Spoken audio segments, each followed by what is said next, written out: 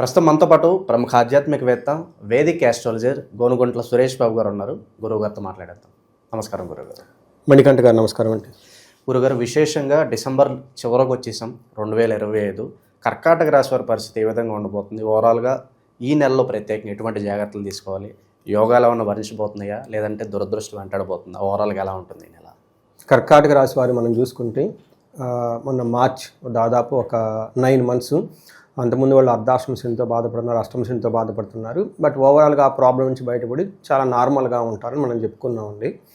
ఎవరైనా మన వీడియోలు చూసుకున్న పాత వీడియోలు చెక్ చేసుకుంటే కరెక్ట్గా అదే చెప్పుకున్నాం అనమాట మనం. సో ఇప్పుడు ఈ మంత్ డిసెంబర్ మంత్ చూసుకుంటే ఫస్ట్ ఈ మంత్ మీరు చెప్పిన విధంగా ఈ టోటల్ ఇయర్కి లాస్ట్ మంత్ మనకి యాన్యువల్ మనకి ఇంగ్లీష్ క్యాలెండర్ ప్రకారం చూసుకుంటే నెక్స్ట్ మనం ఇంకొక ముఖ్యమైన విషయం ఏంటంటే మనకి ధనుర్మాసం స్టార్ట్ అవుతుంది. సో తెలుగు రాష్ట్రాలు వెరీ ఇంట్రెస్టింగ్ ఏంటంటేనండి, అప్పటిదాకా అన్ని చంద్రమానం ప్రకారం చైత్రమాసం, వైశాఖ మాసం, శ్రావణ మాసం అంటారు. సడన్గా ఉన్నట్టు ధనుర్మాసం అంటారు 15th నుంచి 16th నుంచి. అంటే ధనుర్మాసం స్టార్ట్ అయిపోగానే అందరూ ముగ్గులు వేస్తారు. అక్కడ నుంచి వైష్ణవికి సంబంధించిన పండుగ ఎక్కువ సెలబ్రేట్ చేసుకుంటారు. విష్ణువుకి సంబంధించిన ప్రీతికరమైన మాసం అంటారు అనమాట. సో ఇక్కడ మనకి ఊడల్లో చూసుకుంటే సంక్రాంతి సంబరాలు స్టార్ట్ అయిపోతాయి. అక్కడ నుంచి ఎగ్జామ్స్, ఇంకా పిల్లలందరూ వెకేషన్స్కి వెళ్ళిపోతూ ఉంటారు.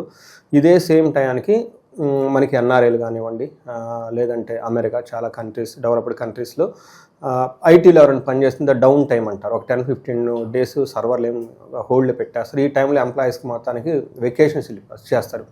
సో ఈ టైంలో లాంగ్ వెకేషన్ తీసుకునే టైం కూడా ఎక్కువ మందికి ఉంటుందన్నమాట. సో ఇలాంటి ఈ మంత్ ఓవరాల్ కనుక చూసుకుంటే కర్కాటక రాశి వాళ్ళకి చాలా తటస్థంగా ఉంటుందండి. ఏ గ్రహం కూడా ఇబ్బంది పెట్టదు. ఏ గ్రహం కూడాను పెద్దగా హైలైట్ తీసుకొచ్చి ఏమంటారు ఒక గొప్ప అదృష్టాన్ని తీసుకొచ్చే విధంగా కూడా ఏముండదు. అట్లా ఇబ్బంది పెట్టే గ్రహాలు ఏముండదు. అట్లానే ఇటు సూపర్గా ట్రబుల్ చేసేది కూడా ఏముండదు. బట్ ఓవరాల్గా కనుక చూసుకుంటే వీళ్ళకి తటస్థంగా ఉండటం పాజిటివ్ సైడ్ ఎక్కువ ఉంటుంది. సో ఇది ఒక బెస్ట్ మంత్, న్యూట్రల్ మంత్ అని మనం చెప్పుకోవచ్చు. సో మనం డీటెయిల్స్ కనుక చూసుకుంటే ఈ కర్కాటక రాశిలో పునర్వసు 4వ పాదం, పుష్యమి 1, 2, 3, 4 పాదాలు, ఆశ్లేష 1, 2, 3, 4 పాదాలు అంతా పునర్వసు ఈ కర్కాటక రాశిలో ఉంటారు. పేరు బలం బట్టి చూసుకుంటే వాళ్ళకి హీ, హూ, హే, హో, హ, డా, డీ, డూ, డే, డో అన్న లెటర్స్ అంతా మన కర్కాటక రాశిలో ఉంటారు. సో ఇందులో గ్రహాలు కనుక చూసుకుంటే వీళ్ళకి 5 గ్రహాల యొక్క చేంజెస్ వీళ్ళ మీద పడుతూ ఉన్నాయండి.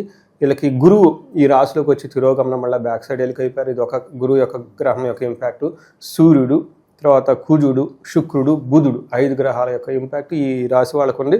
బట్ మోస్ట్ ఆఫ్ ద గ్రహాలు ఏంటంటే వీళ్ళకి అనుకూలంగా ఉన్నాయి. వీళ్ళకి చాలా అనుకూలంగా ఉన్నాయి ఆ ప్లానెట్ పొజిషన్. కాకపోతే విపరీత వేద అనే ఒక కాన్సెప్ట్ ద్వారా అనుకూలమైన గ్రహాల యొక్క ప్రభావం అంత ఎక్కువ వీళ్ళ మీద పడదు.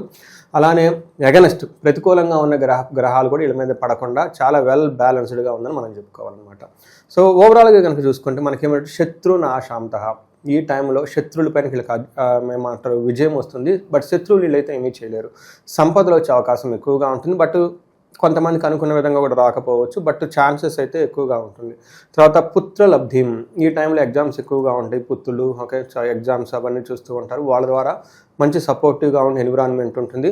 భార్యాభర్తల మధ్య సహజంగా కొన్నిసార్లు గొడవలు వచ్చే అవకాశం ఎక్కువగా, బట్ అవి కూడా చాలా మైన్యూట్గా ఉండేసి పోయే అవకాశం ఎక్కువ ఉంటుంది. సో మనం ఏ ప్రకారంగా మీకు చూసుకున్నా ఈ రాశి వాళ్ళకి సూర్యుడి ద్వారా మన మిగతా గ్రహాల వల్ల కూడా ఒక తటస్థంగా ఉందని చెప్పుకోవాలి. మనకి జనరల్గా సూర్యుడు 6వ స్థానంలో ఉండటంతో వీళ్ళకి ఏమవుతుందంటే అండి, యత్న కార్య సాధన ఏదైనా పని చేస్తే దానికి రావడం, దేహ ఆరోగ్యాది సంతోషకరం, ఫిజికల్గా హెల్తీగా ఉండటం, సంతోషంగా ఉండటం, హ్యాపీగా ఉండటం, ఇవన్నీ చూస్తూ ఉంటారు. వస్త్రధాన్య లాభకృత్ అని చెప్తారు. అంటే వస్త్రం రావటం, ధనం రావటం, అన్ని విషయాల పాజిటివ్గా ఉండే అవకాశం ఎక్కువగా ఉంటుంది. ఒక్క విషయంలో జాగ్రత్తగా ఉండాలి వీళ్ళు, ఎవరైతే మనకి ప్రేమ, సో ఇలాంటి సంబంధించిన వ్యవహారాల్లో కొంచెం జాగ్రత్తగా ఉంటే చాలా బాగుంటుంది. మిగతా అన్ని విషయాలు బాగుంటుంది. అలానే కుజుడు వీళ్ళకి 6వ స్థానంలో ఉండి అగైన్ చాలా యోగ్యతలు ఇస్తూ ఉన్నాడు. సూర్యుడు చాలా బాగా యోగ్యతలు ఇస్తున్నాడు. సూర్యుడితో పాటు కుజుడు కూడా ఉండటంతో మనకి శాస్త్రాలు ఏం చెప్తారంటే వస్త్రలాభో, ధాన్యలాభో, ధనలాభో, యశాతదహ మనోల్లాసో ధర్మసిద్ధి షష్టమస్తే భవేత్ కుజ అని చెప్తారు. 6వ ఇంట్లో కుజుడు ఉంటే ఏమవుతుందంటే మనోల్లాసో ధర్మసిద్ధి, మనసు అంత హ్యాపీగా ఉంటుంది, మంచి పనులు చేయాలనిపిస్తూ ఉంటుంది, వస్త్రలాభం, ధాన్యలాభం ఎక్కువగా ఉంటుందని చెప్తూ ఉంటారు. సో అనుకున్న పనులన్నీ చక్కగా పూర్తి చేస్తూ ఉంటారు. బట్ ఒక్క విషయంలో కొంచెం జాగ్రత్తగా ఉండాలి, హెల్త్ విషయంలో కొంచెం జాగ్రత్తగా ఉంటే మంచిది. నెక్స్ట్ గ్రహం శుక్రుడు 5వ స్థానంలో ఉండటంతో మనకి లక్, భాగ్యం అంటారు అనమాట. ఎప్పుడైతే ఈ 5వ స్థానంలో, పంచమ స్థానంలో శుభగ్రహాలు ఉంటాయో మనకి లక్ష్మిని యాక్టివేట్ చేస్తూ ఉంటుంది. ఈ టైంలో వీళ్ళకి లవ్, రొమాన్స్ ఇట్లాంటి సంబంధించిన విషయాల్లో చాలా బాగుంటుంది.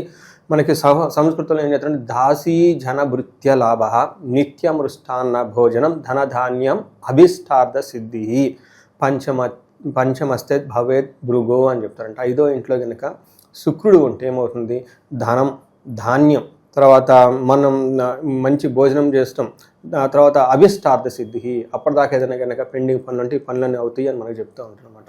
సో ఈ ప్రకారంగా ఏ ప్రకారంగా చూసుకుని చాలా బాగుంటుంది. పర్టికులర్గా జెంట్స్ అయితే లేడీస్ ద్వారా చాలా లాభం ఉంటుంది, లేడీస్ అయితే జెంట్స్ ద్వారా చాలా లాభంగా ఉంటుంది. బోత్ మన ఇంట్లో ఉన్న వాళ్ళు కానీ బయట వాళ్ళు కానివ్వండి, చక్కగా ఉండే ఒక బెస్ట్ మంత్ అని మనం చెప్పుకోవాలి. అయితే కుజుడు వల్ల, బుధుడు వల్ల వీళ్ళకి భార్యాభర్తల మధ్య గొడవలు వచ్చే అవకాశం ఎక్కువగా ఉంటుంది. బట్ అది కూడాను ఏంటంటే అంత హై లెవెల్లో ఉంటుంది, లైట్గా చాలా మైల్డ్గా ఉండే అవకాశం ఎక్కువగా ఉంటుంది.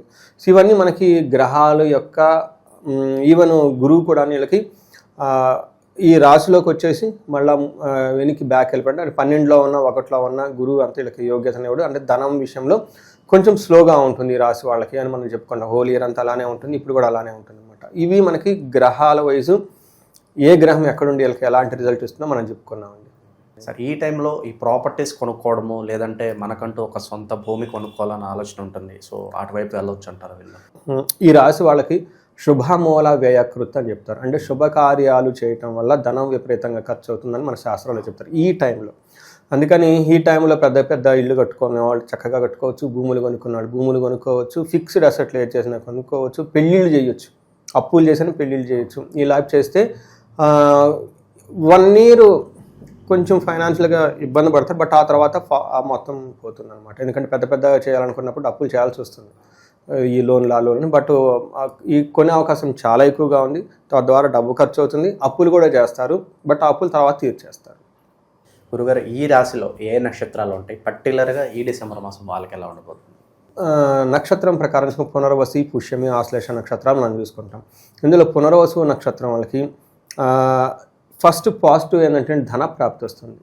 నెక్స్ట్ వీళ్ళకి భయము, బంధనము, ధనహీనత 2 చూపిస్తుంది. ఏదో ఒక విషయంలో వీళ్ళకి భయం కలిపే సిచ్యువేషన్లు ఉంటాయి. తద్వారా వీళ్ళకి బంధించబడినట్లుండే పరిస్థితి ఎక్కువగానే ఉంటే ఒక స్టాగ్నేటెడ్ పీరియడ్ అని మనం చెప్పుకోవాలి. అంటే ముందుకెళ్తే ఎలా ఉంటుంది, వెనక్కి ఎలా ఉంటుంది, మనకి ఒక డెసిషన్ తీసుకోవాలి, ఈ డెసిషన్ తీసుకుంటే మంచిదా చెడ్డదా అని ఈ టైపు ఒక మీమాంసలు ఉండే అవకాశం ఎక్కువగా ఉంటుంది. అందులో 35 to 45 ఏజ్ ఎవరికైతే ఉందో మిడ్ లైఫ్ క్రైసిస్ అంటారండి, లేడీస్ కానీ జెంట్స్ కానీ. ఏంటంటే చాలామంది అన్నారు కూడా నాకు ఈ టైంలో ఎక్కువ కాల్ చేస్తుంటారు, ఎందుకంటే వాళ్ళకి ఇండిపెండెంట్గా ఫ్రీడమ్ ఉంటారు, కానీ చాలా రెస్పాన్సిబిలిటీస్ ఉంటాయి. పిల్లలు ఉంటారు, తల్లిదండ్రులు ఉంటారు, కొంతమంది ఈ టైంలో భార్యాభర్తల మధ్య గొడవలు ఉంటాయి, నెక్స్ట్ మళ్ళీ మ్యారేజ్ చేసుకోవాలా వద్దా. చాలామంది అన్నారు నేను ఇండియాలో ఉంటే బాగుంటుందా, ఇక్కడ ఉంటే బాగుంటుందా. నాకు ఉదయాన్నే ఒక పొలిటికల్ అడ్వైజర్ కాల్ చేశారు. వాళ్ళు చాలామంది పొలిటీషియన్కి అడ్వైజర్స్ అంతా ఇస్తూ ఉంటారు. నేనే పాలిటిక్స్లోకి వద్దాం అనుకుంటున్నానండి, మీ డిసిషన్ కావాలని అని చెప్పేసి. అది 2 ఆలోచనలు, లేదంటే నేను వేరే ఫారిన్ వెళ్ళిపోయి సెటిల్ అవ్వాలనుకుంటున్నాను, ఆపర్చునిటీస్ ఉన్నాయి, లేదంటే ఇక్కడ ఇండియాలో ఉండి యాక్టివ్ పొలిటిక్స్ ఏంటి. ఇలా ఏంటంటే ఒక పీరియడ్ వాళ్ళు కూడా కరెక్ట్గా ఇదే age, around 40 years age. So ఇలా ఒక ఎక్స్పీరియన్స్తో ఉన్న వాళ్ళు చాలామంది ఉంటే ఇలా వీళ్ళకి బంధించబడినట్లుండే పరిస్థితి. అంటే ఎట్లా వెళ్తే బాగుంటుంది, క్లారిఫికేషన్ కావాలి. ఈ టైంలో వీళ్ళకి ఇట్లాంటి ఒక ప్రాబ్లం వస్తుంది. బెస్ట్ ఏంటంటే ఆస్ట్రాలజర్ని కలవటం, జాతకం చూపించుకోవటం, ప్లానెట్స్ ఏం చెప్తున్నాయి అనేది దాన్ని బట్టి డెసిషన్ తీసుకుంటే ఇంకా బాగా ఉపయోగపడుతుంది. లేదంటే సబ్జెక్ట్ మ్యాటర్ ఎక్స్పర్ట్స్ అంటారు, లేదంటే మెంటార్స్ అంటారు, వీళ్ళని కలవాలి. తర్వాత పుష్యమి నక్షత్రం వీళ్ళకి ధనప్రాప్తి బాగుందండి, జయప్రదంగా ఉంటుంది ఈ మాసం అంతా. కానీ వీళ్ళకి బంధనము, ధనహీనత 2 చూపిస్తుంటుంది. ధనం విషయంలో కొంచెం స్లోగా ఉంటుంది, బట్ వీళ్ళకి కూడా బంధించబడినటువంటి పరిస్థితి ఉంటుంది. నెక్స్ట్ ఆశ్లేష నక్షత్రానికి వీళ్ళకి ధనప్రాప్తి చక్కగా ఉంది, ఏ పని చేసినా కలిసి వస్తుంది. భయపడే పరిస్థితులు వచ్చే అవకాశం ఎక్కువగా ఉంటుంది. దాంతోపాటు బంధించబడినటువంటి పరిస్థితి కూడా ఈ రాశి వాళ్ళకి ఎక్కువగా ఉంటుంది. సో ఓవరాల్గా కనుక చూసుకుంటే కొంచెం భయం కలిపే పరిస్థితుల్లో చుట్టూ ఉండటము, ఎలా వెళ్తే బాగుంటుంది అని ఒక స్టాగ్నేటెడ్ లేకుంటే డైరెక్షన్ లెస్గా ఉండే అవకాశం ఎక్కువగా ఉంటుంది. మిగతా అన్ని విషయాల్లో బాగుందని మనం చెప్పుకోవాలి.